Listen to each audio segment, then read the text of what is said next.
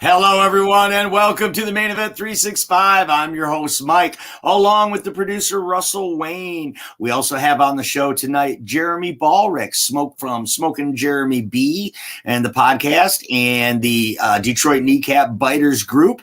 Welcome to the program. It's all Detroit Lions talk, as much as we can get in here. And how's everyone doing tonight? Jeremy B, welcome back to the show. I'm glad to be here. Glad to talk some football with you guys. And the maestro, Russell Wayne. How are we today? You like that? Yeah, he's in rare form. He's going to go full homer today. We'd like you guys to go full homer as well by liking and following and sharing. Go over to YouTube, subscribe to our channel, follow our page on Facebook, and put something in the comments, and we'll kick it around this panel of experts. I mean, knuckleheads. I mean, experts. All of the above. Like Dwayne. Hi, Dwayne. Let's go Detroit Lions. One pride. Right on. Pride. We are broadcasting live into the Detroit Lions news group. It's the Main Event 365. Ladies and gentlemen, this is the main event. We're talking to Jeremy Ballrick from Smoking Jeremy B podcast. And Jeremy, we want to talk today, our first topic, we want to talk about this Goffense. Goffense is a registered trademark of the Main Event 365 2022. All rights reserved. Please drink responsibly.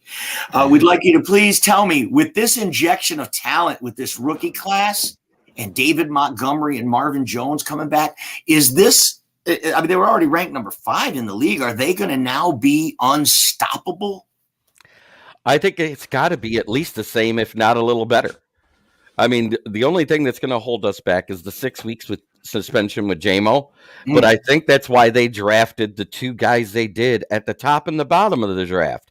Both of the guys are fast. Both of them help to supplement this team while he's gone, because Gibbs, while a running back, can also play at slot wide receiver like he did for Alabama. Absolutely, and that's a great call. Antoine Green from North Carolina, an ex-receiver, guy that's going to stretch field, get down, take that DJ Chark role, at least hold it for our deep downfield threat suspended. So that's a great call out right there. Russell Wayne, what do you think? Explosive, unstoppable, already ranked 5th last year, and now you get this injection. You also get Sam Laporta, a do-it-all offensive weapon, a red zone weapon. Is this team going to be unstoppable? Keep feeding me all of that good playmaker. See, Brad Holmes did this the right way, and I do believe this offense is going to be able to impose its will to where, like, there's a stretch balance that they're going to be able to impose their will onto teams.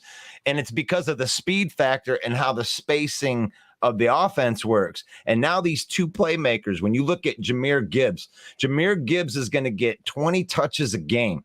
And within the pass game, within running the ball, David Montgomery's still going to be out there a bunch. They're probably both going to be out there together a lot. So they got speed. They got Amon-Ra St. Brown with Sam Laporta covering the spaces in the middle. I mean, you have to account for Jahmyr Gibbs wherever he lines up on the field. So wherever he goes, you have to put help over there, and you're going to be able to just design. Ben Johnson sitting right now going, excellent. This is the day that I get to take over the world. So, yeah, I think in a way you might be able to say that the Detroit Lions offense is going to be unstoppable. Wow. It is quite a statement because, you know, lots of teams have all these weapons and lots of teams have these incredible players at the skill positions and things. But I think what really gives this Lions team an edge, especially in this division, is the offensive line, the strength of this team, the big contracts along that offensive line, delivering week in and week out, win or lose. With the exception of only a couple of games last year, maybe even a couple of players, Matthew Judon just destroyed us in New England. I don't see that we did a whole lot to stop that from happening again. So the Lions better have an explosive offense, because the defense may have made strides, but it's certainly not the 2,000 bullies of Baltimore. Jeremy B., do you think they'll have enough offense to overcome their shortcomings on defense? I don't think they have as many shortcomings as defenses were making it out to be. We forget we had a defensive switch flipped at week 9. A CB coach? Once a CB coach? You're saying a CB coach made that big a difference? He was the defensive passing game coordinator. It was a huge difference because after that, Aaron Glenn took it back over, and then they handed it to the safeties coach, Brian. I can't think of his last name right now, but he was the one that took over, and he's still here. Mm-hmm. So you look at the switch. The switch was going from primarily press man to more zone coverages. The defense overall played better because they were able to dial up more blitz packaging schemes, which Aubrey Pleasant seemed to not want to do through those first 8 weeks when we went 1-7. Mm-hmm. Yeah. So you got a big switch over there. Well, go ahead, the Russ. defense Are the Lions went going to from have the to score 40 32nd points? Are they going to have to score 40 points to win, or did they make enough strides on defense to overcome it? Oh, absolutely. I think they did. I mean, for one, when they went down the 8-2 stretch, it is the Dr. Jekyll, Mr. Hyde part of the season. When they were 1-6 and Warrior, and they had these deficiencies that were there after the bye week and getting some players back, that unit actually played a lot better going down the stretch, especially from the pass rushing and the linebacking core. So you add Sutton, you add Mosley, you add Chauncey Gardner-Johnson, and now Brian Branch in that secondary where the weak spot was. Gosh, man, I don't see this like being a weakness. This is definitely not the 32nd ranked defense. I don't know if it's like a top 10 defense or something like that, but I think that we're going to be climbing into the top half of the league, right around that 13-14 area. And you're shaking your head, Jeremy. You think agree. the Lions finish top half? I think they're in order for them to even move up the 4 spots they did after being historically bad the first 7 games. Yeah. That means that they played at a top 15 level then. You've had enough of that shit. Okay, so you think both of you are on record now. Lions will finish with a defense in the top half of the league. Yeah, because they're making the playoffs. It's not like he would have to shave his head or something by, Here's another question about the Goffense. All right, we love the Goffense. We love that offensive coordinator Ben Johnson created this Goffense with Jared Goff. They tailored it around him, right? And that took some teams off guard, I think, especially in that 8-2 stretch down the stretch of the season last year. They had a lot of gadgets. We saw the hook and lateral, right? We saw flea flickers, a halfback pass. We saw jet sweeps. So do you think that the teams are going to make adjustments and be more ready for it, Jeremy, this year? We're not going to catch anybody off guard with this Goffense? Well, think about it. We caught the Philadelphia defense off guard right off the rip. In game one?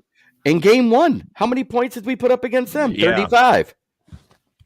They were supposed to be yeah.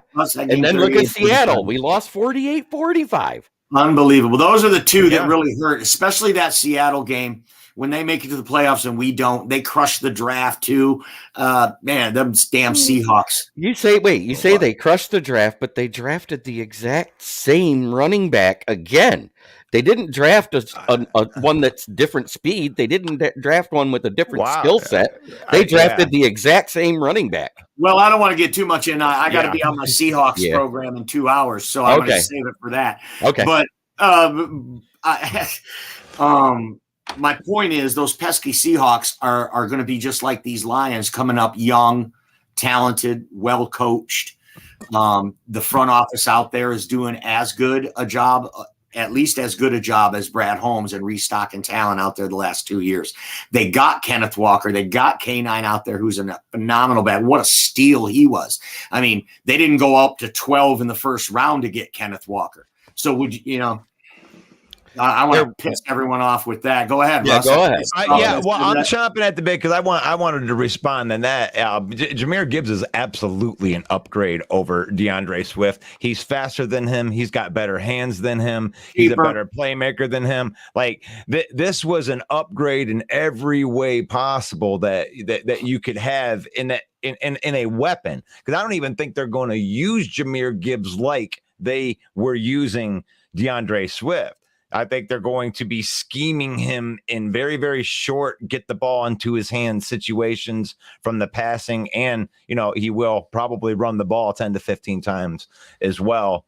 And so, yeah, I think it's a definite upgrade. Maybe I was responding to a different comment of yours, Jeremy, but you seem to be shaking your head and agreeing with me where are we agreeing that Jameer's an upgrade over Swift? Oh, yes. Okay, cool. Maybe I heard you wrong then. Swift, no, you heard me wrong. I didn't say it wasn't an upgrade. It's an unknown upgrade, though. Right. Because we're talking about his play in college versus play in the pros. Right, right. You're right. I'll never forget the dropped pass DeAndre Swift in the end zone to win the game.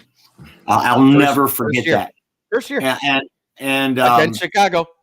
And Jahmyr Gibbs is a real weapon in Brad Holmes' own words. Russ, did you want to continue to gush over Jahmyr Gibbs? Oh, no. Wait, I could put a fancy picture up of him if that makes you feel better. Yeah, why don't we do that just for you? I do want to talk about. So I can gush on him right there. I think that the Goffense is unstoppable now. I love this pick. I didn't love it the day of until I watched what he did. If you're like me, I'm a fan. I love being a fan, but I ain't a pro. It's not like I watch like hours and hours of tape. So I was kind of like, well, I thought it was going to be Bijan, but we got this guy. So I watched some tape on Jahmyr, and it's pretty close, man. As far as a playmaking guy between him and Bijan, Bijan's definitely a better runner, like Brad Holmes likes to say. But the dimension that Jahmyr brings, I think, is what I don't think anyone's knocking Jahmyr Gibbs or even trying to say that he isn't good. It's the fact the positional value. You went you took a guy at 12, and Kenneth Walker was taken in the 3rd round. Not this year. No, but the point there, Tajay Spears could be the next Kenneth Walker. We broke the 2nd round curse of running backs. Yes. But wait, let me finish one thing here real quick. So you talk about positional value, but you rave about Brian Branch at 45 is great. If you flip this draft, make Brian Branch 12, Hendon Hooker 18, and then put everybody back in where they were, guess what? You wouldn't be bitching about positional value. So it doesn't matter about positional value. What matters is they got the guys they wanted. So let me defend. And I agree with that, but I defend? You see where the leg that they're standing on and the argument is. Yeah. Well, when NFL Network says we won the draft, when ESPN over half of the analysts say we won the draft for our division, what does Russell Wayne say? That's what I give a shit about. Okay. So let me defend the people that are saying that it was a reach and say, hey, this is why, right? When they're just talking about the positional value of money, right? So right now, Gibbs becomes like a top 15 paid running back in the league right now. So he has to perform at a higher level than, let's say, if they took Jackson Smith-Njigba, where he at that same position would be like the 40th wide receiver. So him to reach that 1st round grade and to get, and to produce what that is a lot easier for the wide receiver. That's all that analytic is saying. It's not saying it's a mistake to draft a running back. It's just saying it's going to be harder for that running back to make that pick worth the money. It's no different than a cornerback picked in the top 5. Hey, I agree with you, Jeremy. Don't shoot the messenger. I am just playing devil's advocate here and giving that other side its spotlight. Right. So we are on limited clock. I even get love from Mike the Bear fan right there. Thank you, Mike the Bear fan. Thank you to John Coral. Hi, Detroit City. How y'all doing? And we are doing great because we get to talk football. Right on.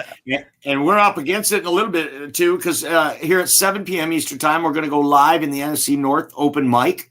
Yep. And that's a little trash talk group that we like to do. We like to kick it around a big panel who is comprised of all 4 NFC North teams fans. So it can get pretty hairy. So we invite you all to join us. Also, if you'd like to support us, there's a Patreon link down below. You know what to do there. Let's talk about the next topic, and that is what Jeremy alluded to. It was Brian Branch the steal of the draft. Russell Wayne, I'm going to start with you now. Oh, you start with me. I was getting the. Well, why don't you start with Jeremy? Can you start, Jeremy? I'm going to bring a picture up. Okay. Brian Branch. Yes, it was the steal of the draft. He was considered at one point anywhere from 12th to 19th player overall, and we get him at 45. What makes it even better is that we traded up with a division rival and stole a guy they wanted because we lied to him. You know that for a fact, Jeremy? It was all over the media where they're saying, they said they were taking Hendon Hooker here. They took Branch. I had not heard that. Russell, had you heard that?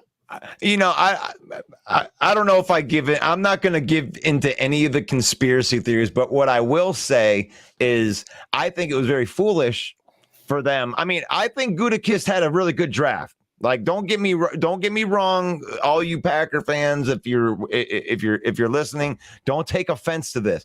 But in that trade, you should not have let your division rival come up and take a guy that you should have taken yourself.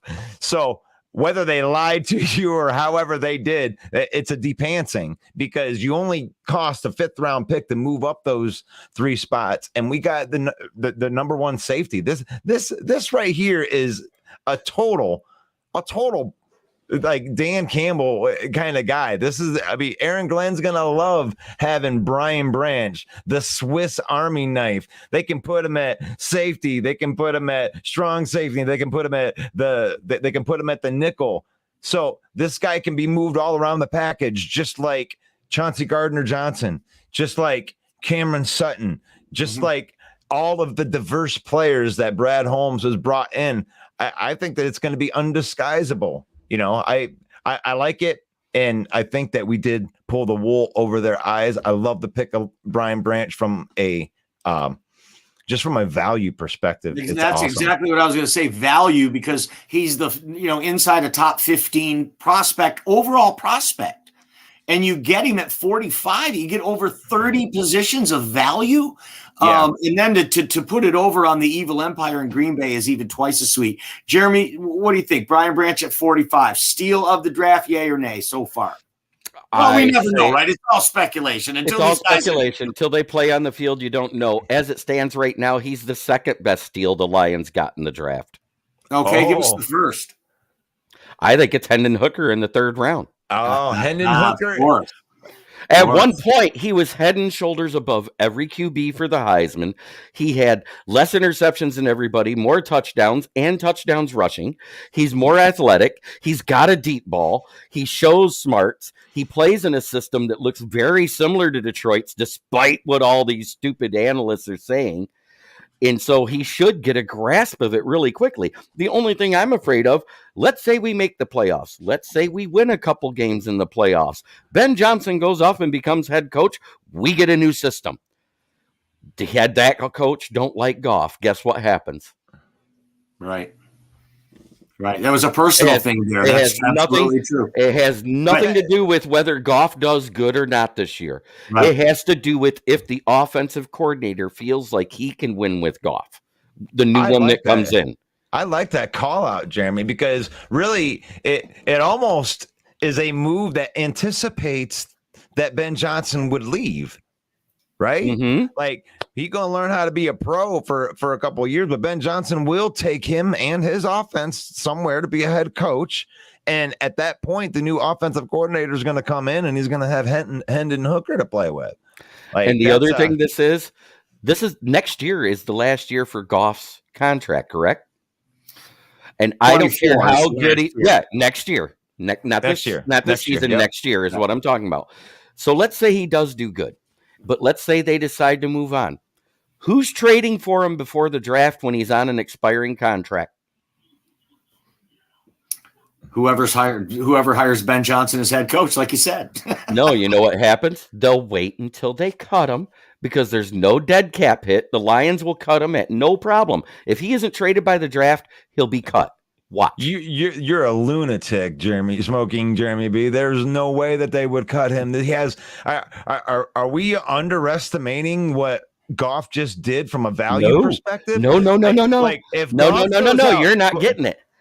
Because if he doesn't want to do an extension at right around what he's making right now to make it palpable for other teams to trade for him and take a small dead cap hit while we have more cap room next season.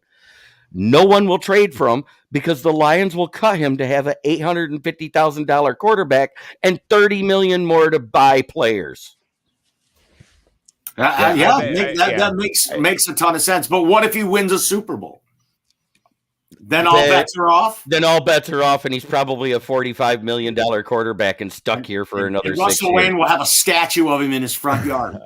Well, let me retort to this, because this is something that we were talking about earlier, Michael, with like Goff. If he goes out and he has another top 10 year, he will have trade value. And they'd already talked about having the extensions. I do fully think that they are going to extend him by 1 or 2 years by the end of that. But they're going to be able to trade and get high draft capital for him, especially if he finishes as a top 10 quarterback. And then who won that trade? Well, see, that's what Jeremy's saying. He's saying no. We're going to end up cutting because nobody's going to want him. You need to do that now. You need to do that now. No. Before he plays this. Yes. Yeah. You do it now to keep him at a value where it's better, where he's at what he's around right now. He's going to crush it this year. He's going to be more valuable at the end of next season. Yeah.